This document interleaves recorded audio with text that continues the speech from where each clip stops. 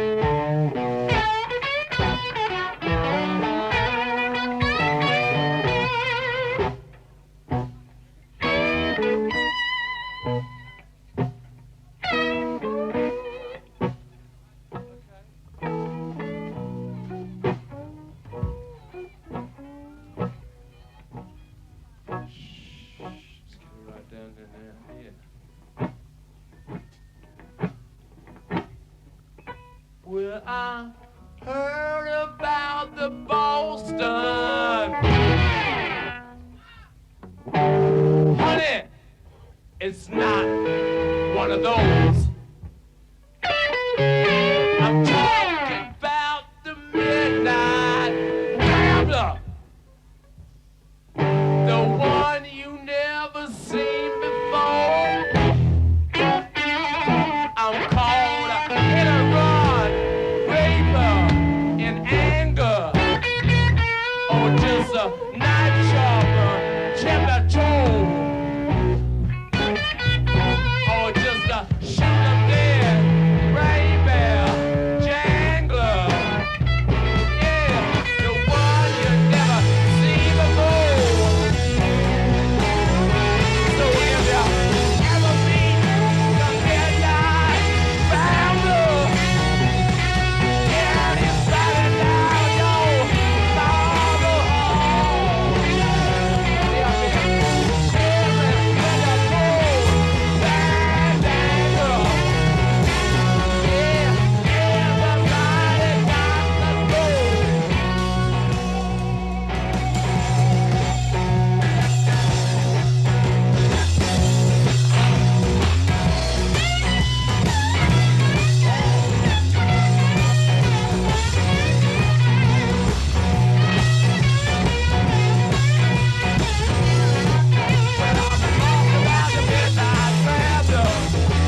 Yeah, everybody got the gold.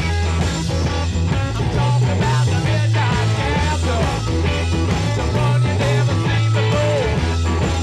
Yeah, we're talking about the midnight gambler. Yeah, honey, let's go rock and roll show. Yeah, I'm talking about the midnight gambler. It might not ride down your road.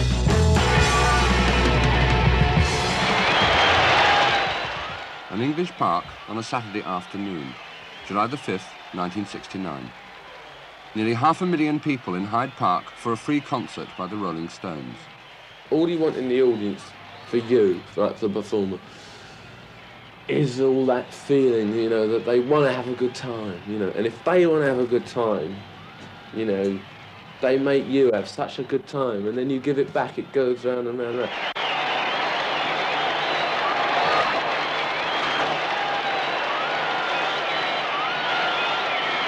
We've done shows where people have sat there, oh, I want to be entertained. Entertain me, lad. You know, like these seaside shows at Scarborough, you know. So there you are with the whole family, and they've come out to be, hi, entertainment night. So we've got there, and you know, they go, is that entertainment? You know, they don't want to put anything into it. You know, I think this afternoon, people come to, you know, have a good time, be outside, you know, dig the Stones, dig the other groups that are on, and just like the music, enjoy the sunshine. A concert's not just to hear the music as it really is. That's for the studio to do. You know, when you listen to the record, you know, that's as near as you want it to sound all together, a total sort of integrated thing. When you do a concert, it's what, you know, they come to see, you know, what you're doing, and You know, they just come together. It's an excuse as well as a groove for them all to come together and sort of all to join hands and all to embrace each other and have a common feeling.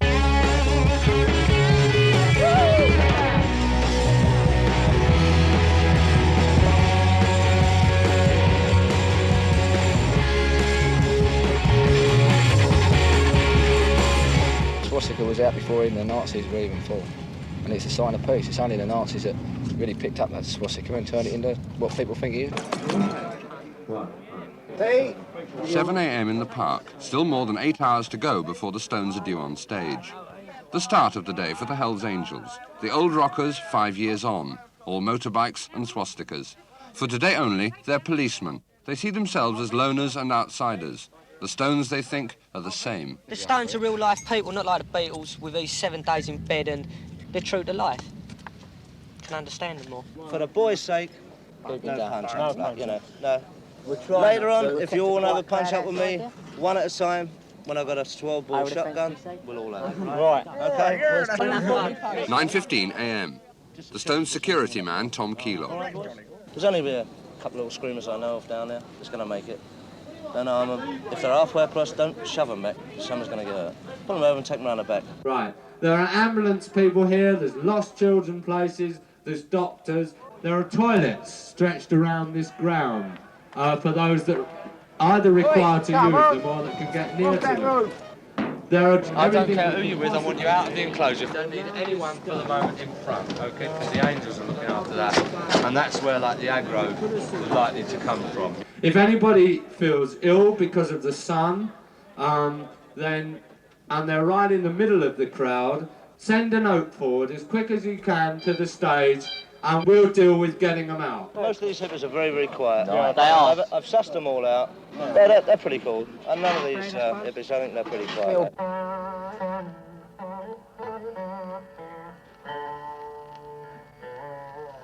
There'll be so many different sorts of people up there. There'll be mods, there'll be rockers, and there'll be us. 10:30 a.m. Kings Road, Chelsea. The gathering of the clans begins. The old mods, the old rockers, the newer hippies. The Stones have at one time or another led them all. Now they are pulling them all together in the park. The Stones have always been a controversial people. The Beatles get the MBE, but the Stones would never get anything near it because they're totally anti-establishment, and everybody in the establishment has always bugged the Stones, and people are going to have that feeling for them when it happens. So with a bit of luck, it will be peaceful and gentle and nice, but you can never tell. Jagger's cool, like, everybody's going to be cool, but if he starts... Right?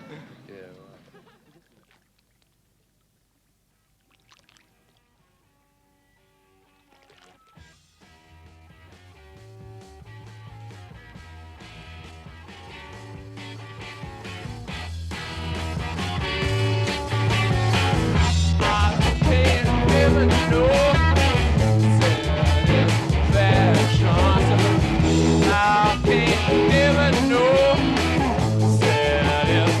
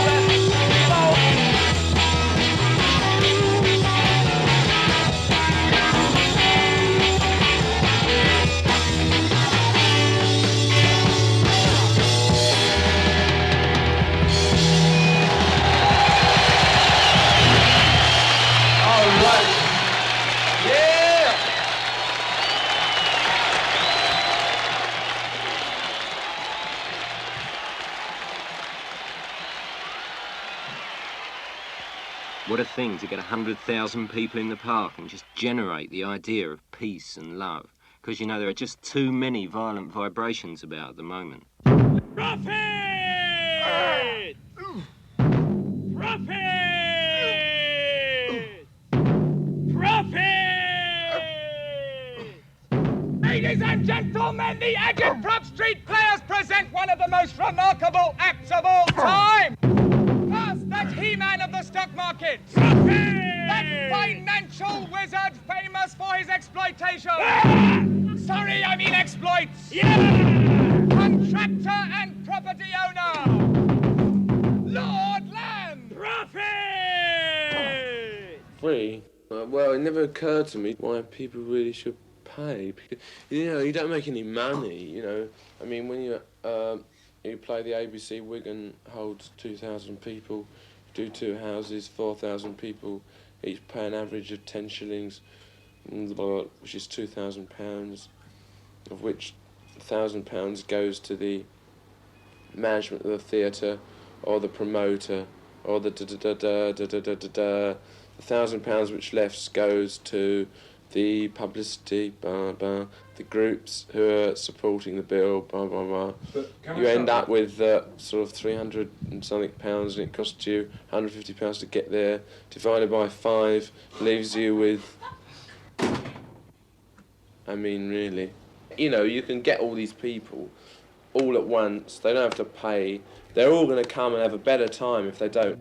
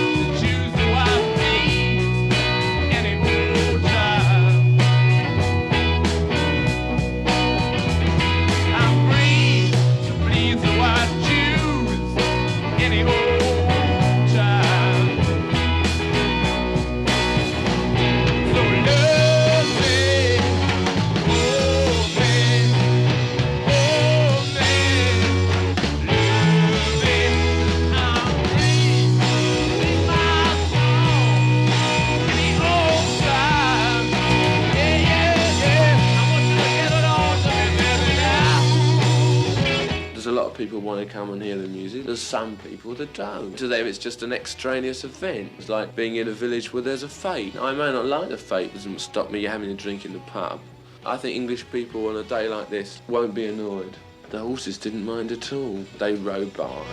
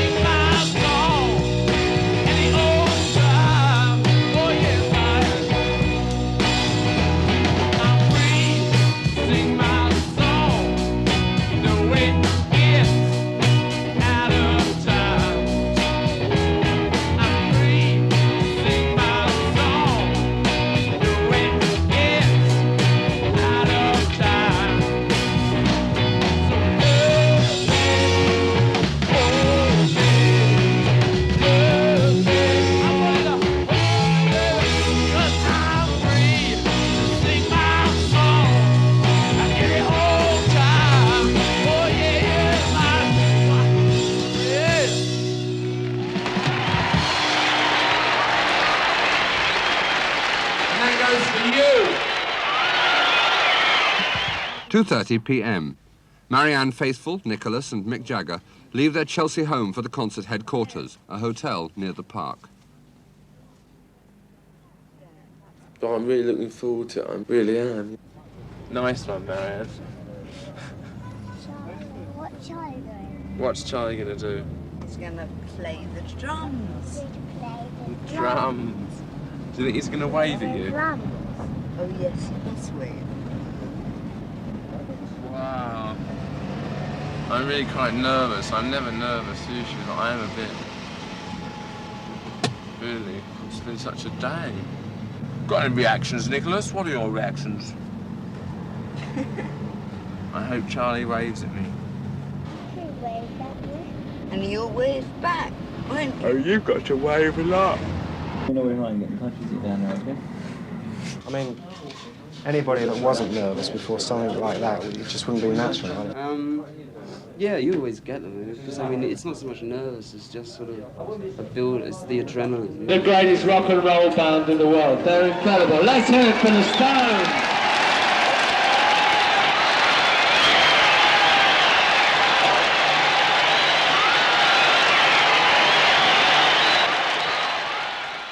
Yeah, I hope it's not sort of, I hope nobody gets hurt. Could I just explain something for the benefit, please, of people who are standing underneath that tree?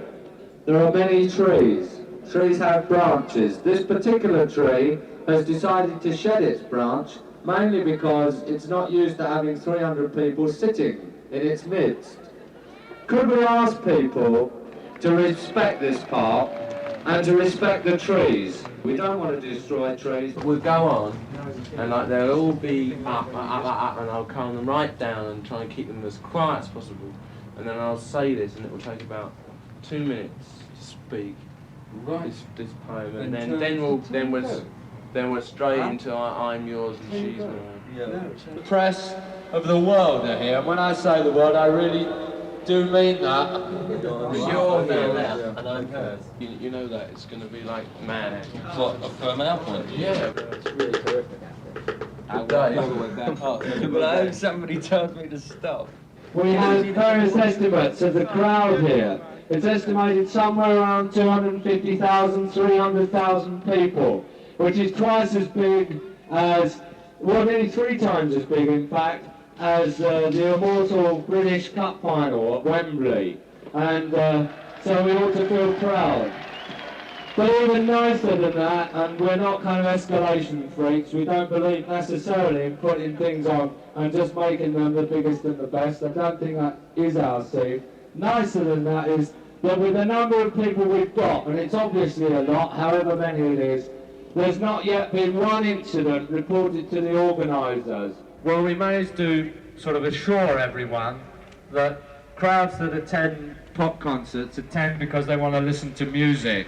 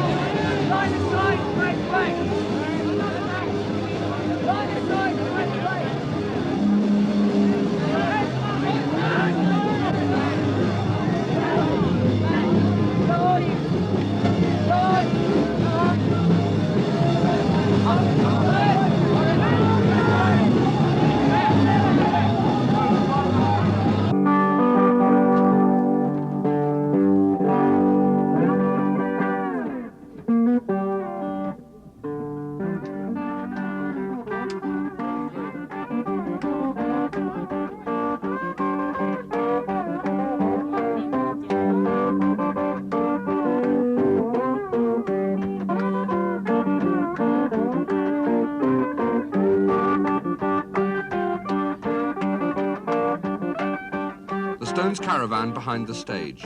15 minutes to go and a final nervous rehearsal for new Stone Mick Taylor. The Hyde Park concert is his first appearance with the band, just 2 days after the death of Brian Jones, whom he replaces. Half. There it is. God made the word. He made the instrument. Half. Now then, here's the half. 1, 2, 3. 1, 2, 3. And you take that, and it goes there. There's the half. All those pieces, 1, 2, 3, 4, 5. 1, 2, 3, 4, 5. Now that's got meaning. The top of that harp is a question mark. How much are you going to harp out? But you may be a beautiful player on the harp, but you don't believe in God. Oh, Brian will be at the concert. I mean, he'll be there. I mean, it all depends what you believe in. If you don't, agnostic, he's just dead and that's it.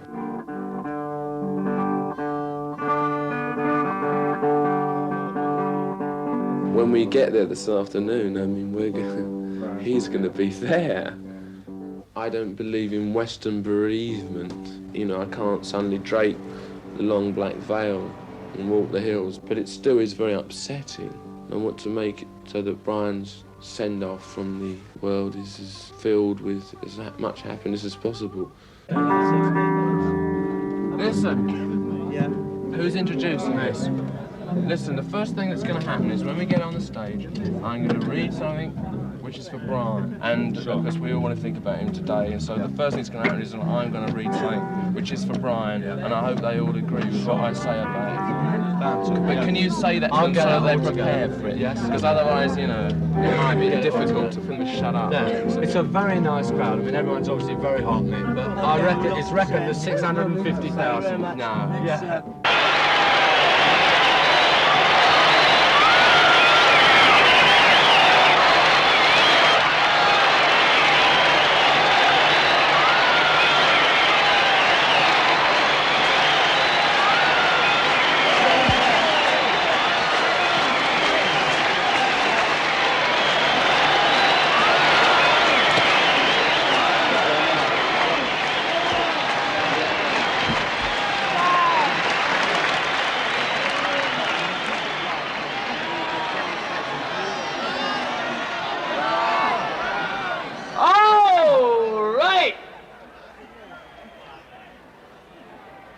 Okay, now listen.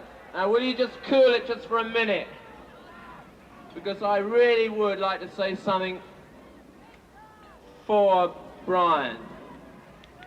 And I'd really dig it if you would be with us when what I'm going to say. I really don't know how to do this sort of thing, but I'm going to try.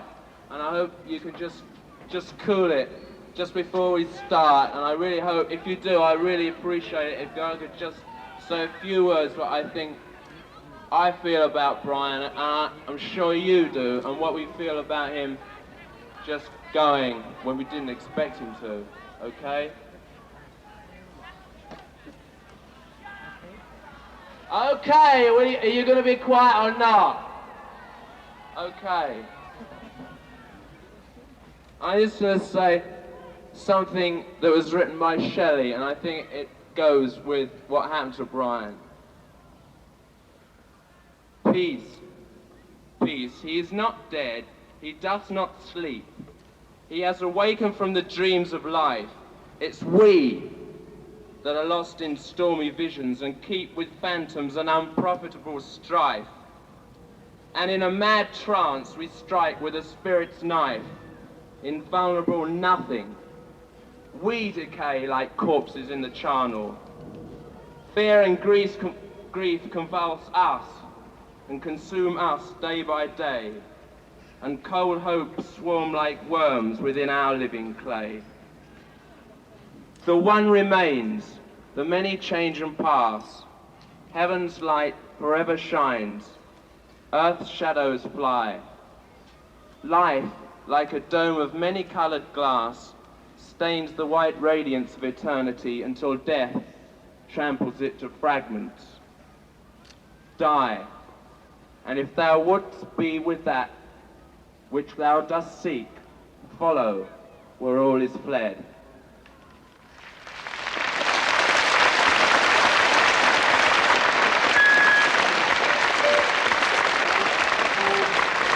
All right.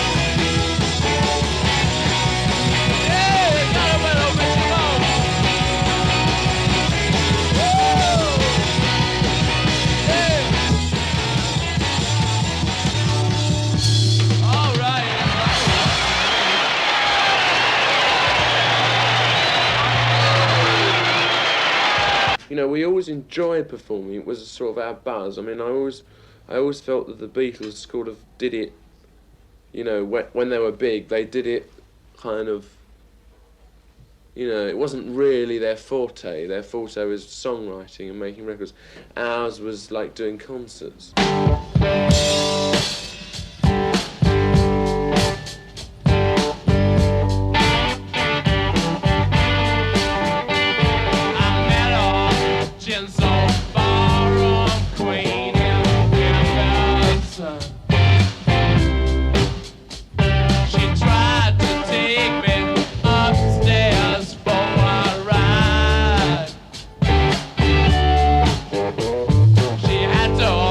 He me right